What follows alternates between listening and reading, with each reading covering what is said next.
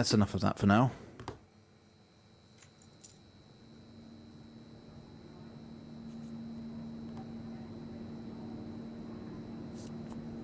You're quite fond of this show, aren't you?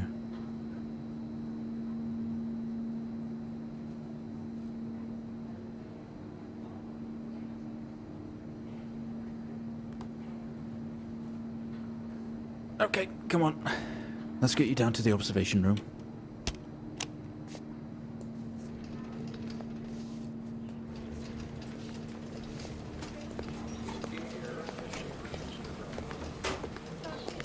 This place must be starting to feel like home to you.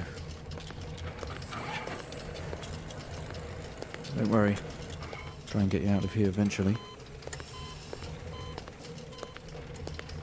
Just in here.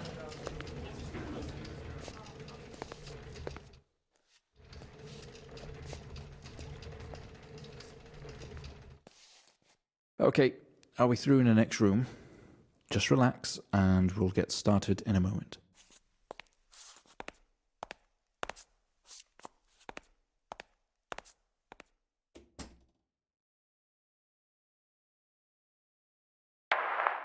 Right, Mr. Asian, now are you ready? Just hit record on the tape deck in front of you when you're ready.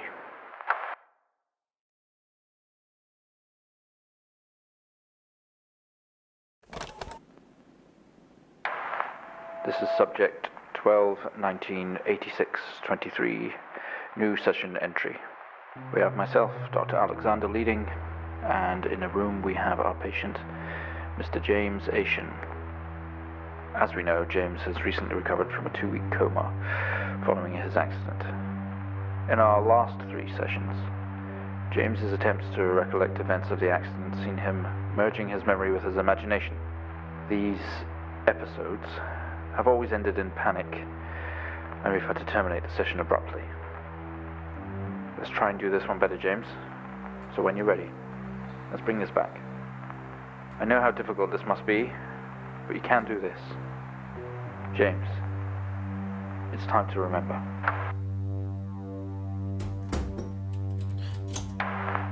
Your mind, it's like a conscious black box. It can show you your memories. Look into it.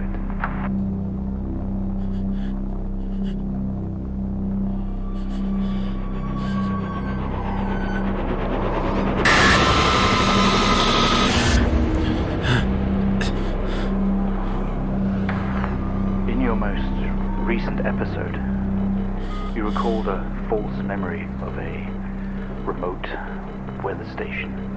You were isolated from the rest of the world, locked inside your coma.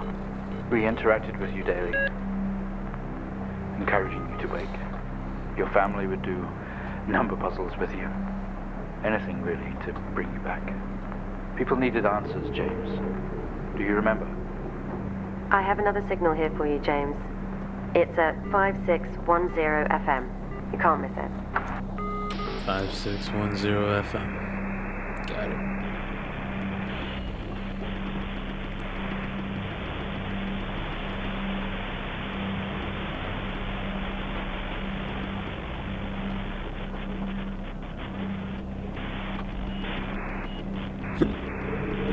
You have 12, 19, 86, 23, 04.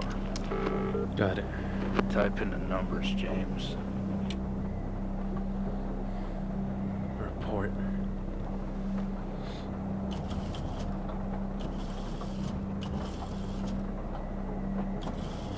Police department.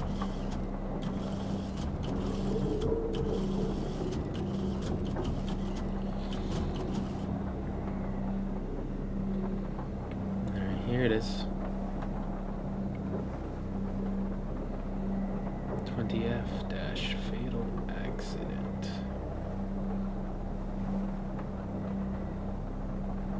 Alrighty.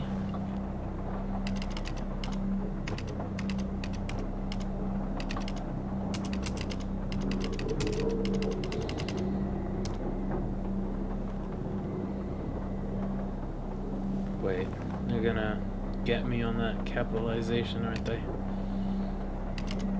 Pretty annoying about that. There we go.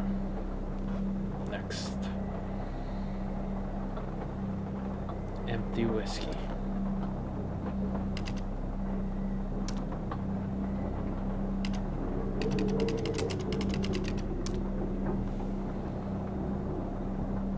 Out of control.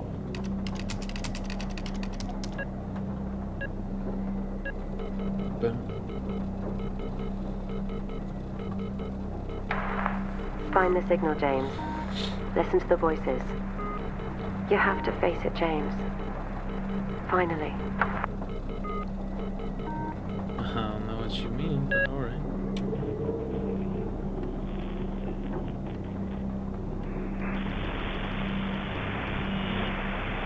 It's not like him, at all. I've worked with Officer Hennings for 6 years and not once have we even talked about alcohol. Drunk driving. He was a father, a husband, he was fine. No way he caused this. It's him, this Haitian guy. He's got something to hide. What the? Where am I?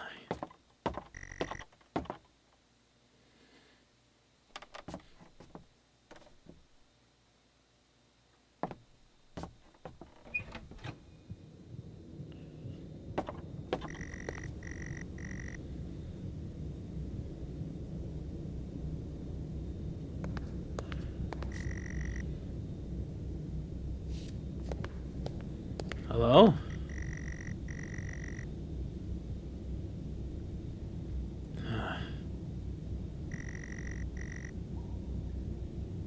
I hate that fucking recorder.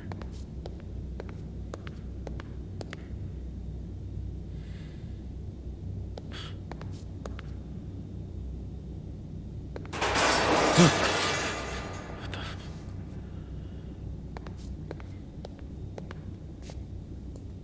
Hello?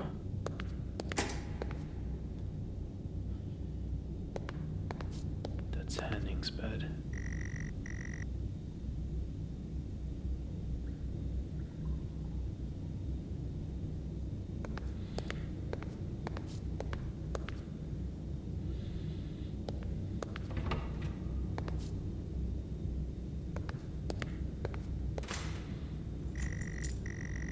Got that.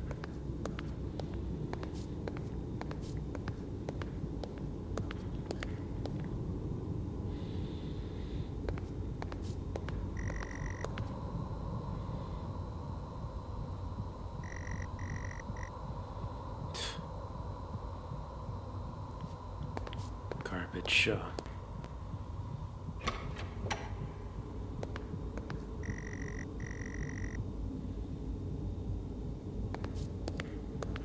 The fuck is going on?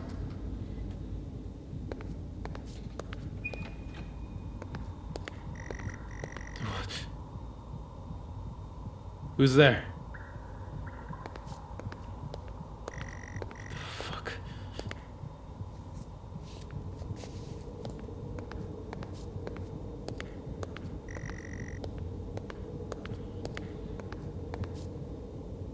Hello?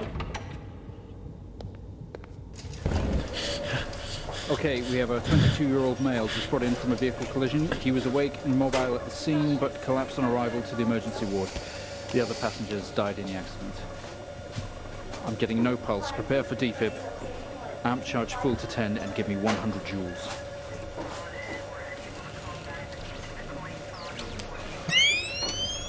Come on, 100 joules. Charge amp full to 10.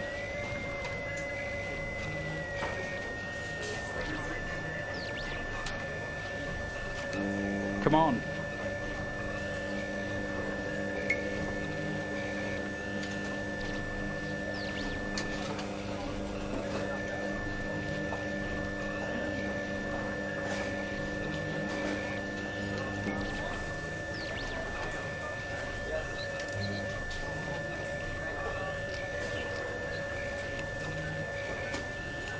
Clear. No reaction from first stage. Let's try higher. 200 joules. Keep the amp charged at 10.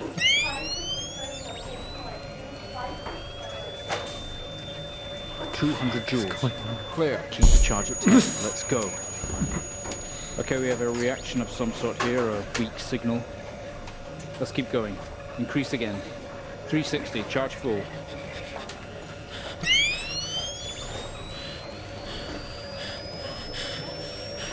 Come on, 360, hurry. Clear. Well, would you look at that? It seems we have a pulse. Rhythm is stable. We need to run an X-ray right away.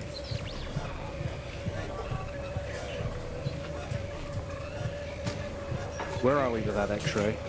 Let's get it going now, please.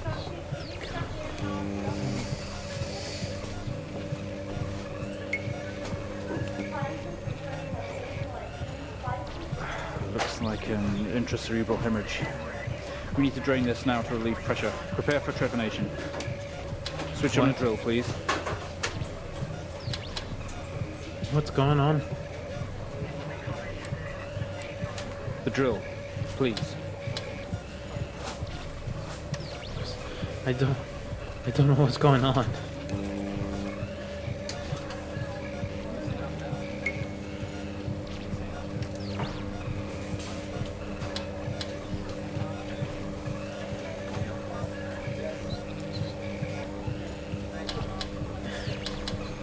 Damn it.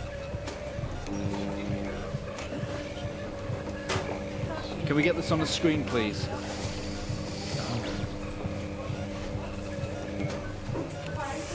Mr. Asian, you've made What? excellent progress. You're doing great. You need to stay calm and try to relax while we go through these next steps. No. We're going to attempt to alleviate some of this discomfort. No. No.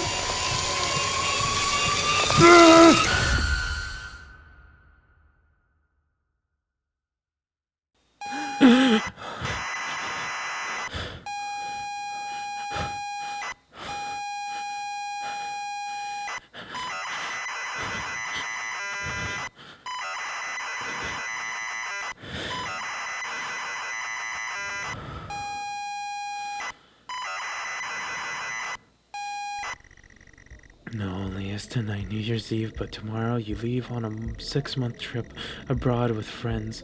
Mom and Dad and your sister Jennifer decided to throw a party to celebrate it all. The house is full. You're in the living room, and as usual, you don't recognize a soul. Like every time. The room is filled with chatty strangers, mostly friends of Mom and Dad. There's a door to the hall. Push through the crowd into the hallway. The hallway is as welcoming as ever, only this time the folks have put a great big banner up across the main wall. Half-finished drinks are abandoned on almost every horizontal surface. Stairs lead up, although the party is firmly downstairs. I ain't drinking anyone's damn drink, I know.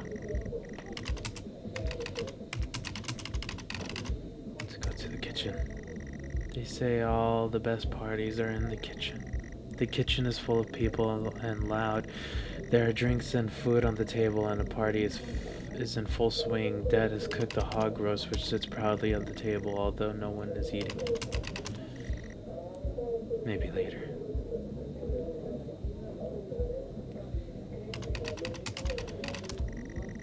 There's a utility room and writing on the wall. Also, Jen is here signaling you.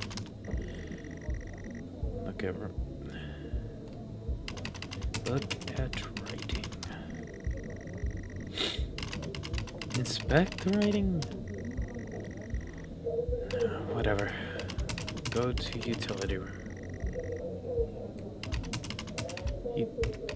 Utility room. Writing.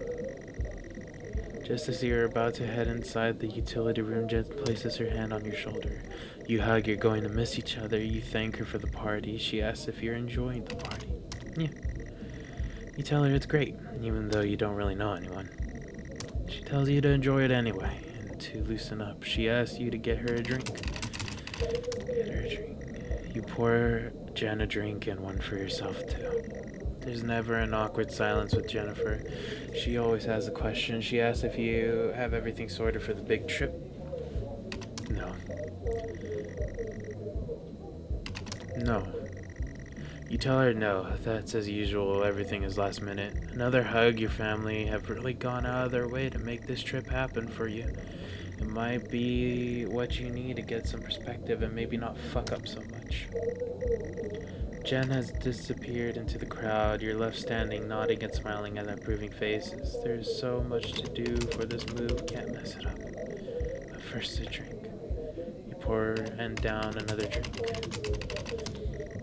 And another. Anything to move the night along. You open the door and peer in. You're never allowed in here normally. This is where Dad keeps his fine wines and whiskey, ceiling to floor racks, a collector, although he doesn't actually drink them too. He does actually drink them too. There is a bottle with a ribbon around it and a card. Take bottle. You pick up the whiskey and the card. It's your dad's handwriting. Son, we're so proud of you and everything you've achieved. You've earned this. It's a bottle of 25-year-old double malt. You shouldn't really, but you have to try it.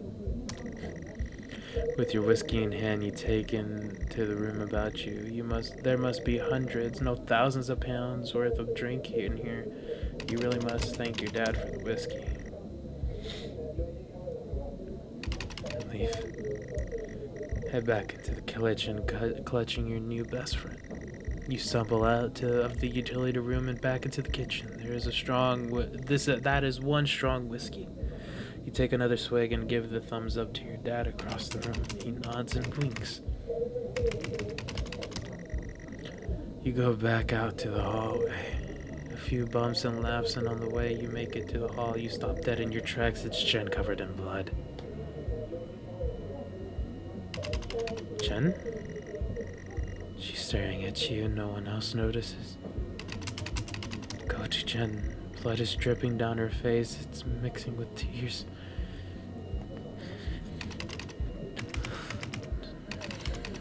Jen.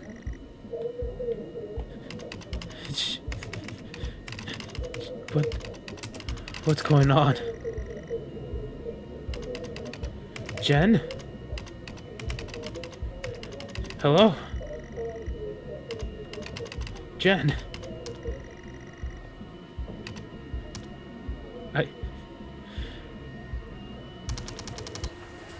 I'm sorry, I don't understand. We tried our best, Mrs. Asian, but her injuries were too severe. No, I don't understand. I was just talking to her. I'm afraid Jennifer passed away before we could get to her in surgery. We did the best we could. I am so sorry. Where is she? Let me see her. Please, Mrs. Asian, take a seat. I don't want to take a seat. Let me talk to her. Now. I'll arrange for you to see her. In the meantime, James is in recovery. He's stable for now. I don't want to see him. No. Oh, God. You're standing in the hallway. Something had stopped you in your tracks while searching your mind. Your sister interrupts. She waves her hand in front of you and asks if you can drive her home. You still feel out of sorts. Those words echo. Gotta go get my keys. Go to the living room. You sure your keys are in the living room? The living room has much more relaxed atmosphere compared to the kitchen. Various guests are sat on the chairs having civilized conversations. There's a coffee table in the middle of the room. Your mom is pouring a drink at the drinks cabinet. Search jackets? Sorry, I don't know what you're looking at. Look around. A coffee table, a drinks cabinet. One of the chairs is overflowing with jackets or coats. Yeah, go to the chair. Go to jackets. Look at jackets. You search through all the jackets and coats until you find yours. Aha! Car keys in the pocket, you grab both. Go to Mom. I'm sorry, don't understand. Leave. Keys in hand, you head back into the hall. Jen thanks you for helping her out. She has work in the morning and no one else is in fit state to drive. You can handle it though. You know the road like the back of your hand, don't you? You open the front door and walk into the freezing night. The cold air hits you. You glad you have your jacket with you. There's a dusting of snow around you and you step down from the porch. The yard extends around the back of the house and the car sits in the front of the house. You fumble with the car handle, confused, until Jen tells you maybe to use the key in your hand. Fumbling with the car keys, you eventually get the door open and climb through. The car is freezing, and as you fumble around with your seatbelt, your sister opens the glove box and hands you a note and key that was inside. She tells you that it's for when you return.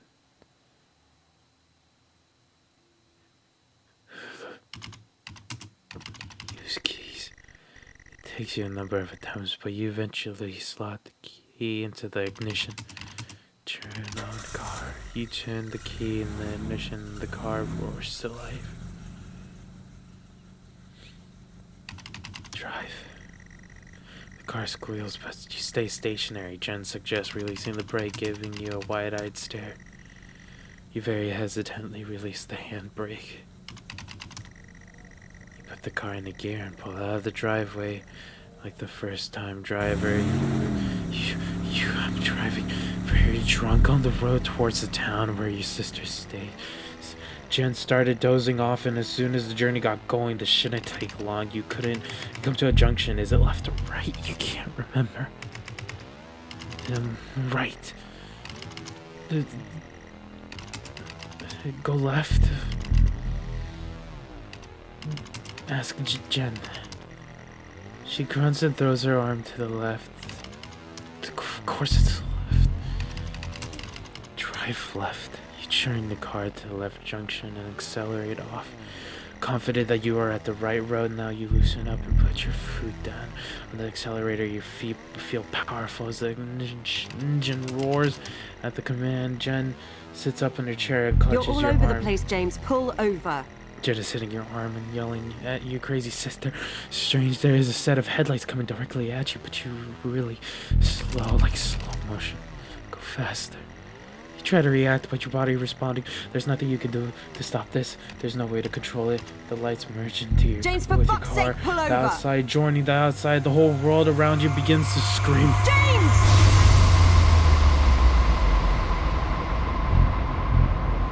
It was at this very moment, wasn't it, James? The moment you lost it all. Your sister, your parents, yourself. And then you made it worse. Go on. Show us what you did. You wake up in the car, you roll this upside down. Your seatbelt struggles against gravity, trying to hold you in your seat, and impact into another car has torn a hole into the chassis. Poisonous fumes spill into your car from the engines. You're in grave danger. You have to get out of here. Unbuckle seatbelt.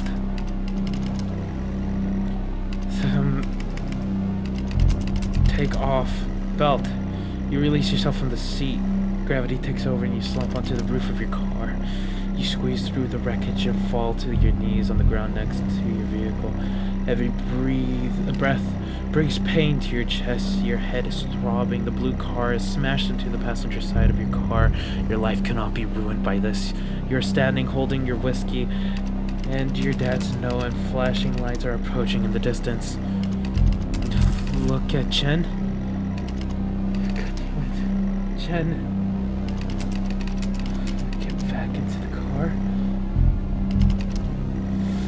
Fuck!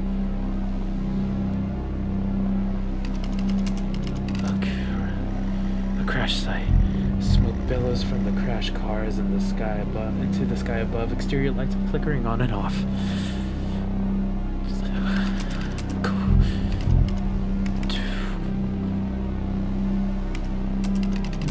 Go to the other car. The door is jammed and you don't really have time to be messing around, James. Look at the other car. Hazard lights are blinking and the fumes are rising from the engine. Through the smashed windows, you see a motionless driver.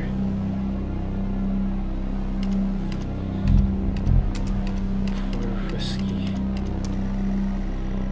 That's not good thinking, James. You'll eventually find it there, and we'll link it to you.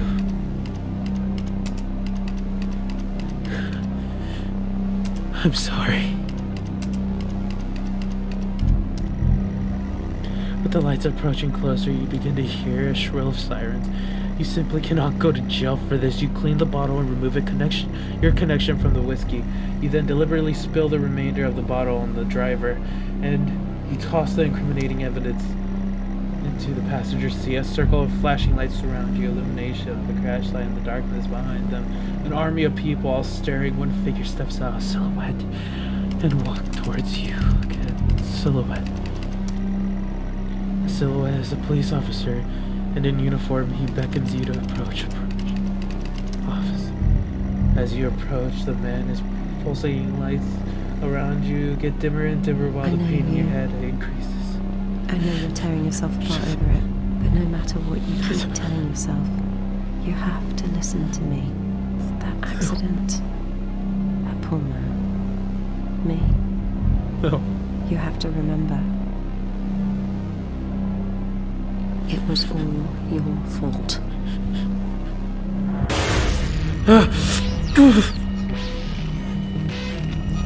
I know what you did. How you left me there to protect yourself. No. Planting evidence on some poor man. You Please. went headfirst into that officer and you wrecked all of our lives. No. And It's you not didn't true. even take responsibility. You did the right thing for you and no one else. Save This is yourself. not true. Only it was wrong, wasn't it? No. Look at you now. Utterly consumed by it. Jen. James. No. No.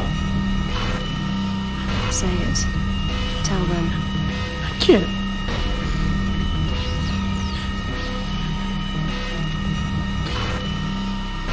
Listen to yourself.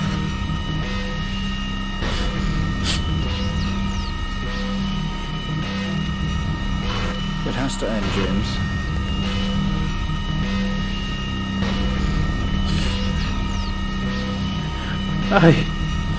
Do you not understand?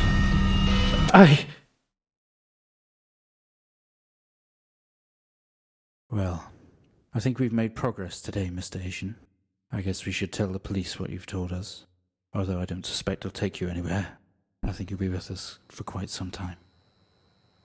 Come on, let's get you back to your shows. I'll see you tomorrow.